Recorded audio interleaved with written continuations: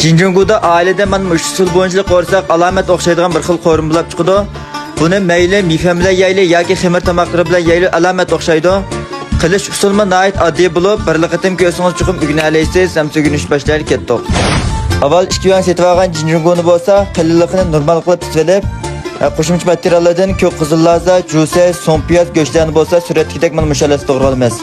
Arqadan qozonga suv quyib, qaynagandan keyin baya tayyor qilib olgan jinjunguni solib, ustiga bir qo'shq atrofi tuz solib, bir qaynatib tuz olamiz. Bunda qilganda jinjunguning orasidagi mikroblar butunlay yo'qaydi. Sizlar palet qilib berayotgan tosh materialdan ishlangan chaplashmas qazimizga oz miqdorda may qo'yib, go'shtni solib, birdan qo'rib olgandan keyin oz miqdorda kavachini solib, yana davomli uzoqroq qo'rib go'shtni bir qadar sarg'aytib olib, ondan so'ng piyoz, zanjibil, samsaqlarni solib, yana davomli o'tni yuqur qilib aralashtirib qo'yamiz. Buning bir xil mizligida chiqqandan keyin jinjunguni solib, buni 7-8 ni aralashtirib qo'yib, nava ta'mini sirtlarnigidek o'zgacha yaxshi chiqarman degan urug' tuqqanlar cho'ng ustamning alayda qo'rim test qo'ysin bir qo'shib solsak bo'ladi. Cho'ng ustamning cho'ngligi bor deb oilasi chuqur bir sinab baqsanglar, ta'mi alayda o'zgacha chiqadi do'stlar.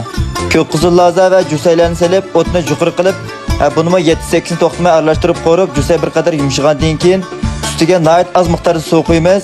Qaynagandan keyin tuz ta'mini tashiyiblar, taqsim qilib iste'mol qilsak bo'ladi.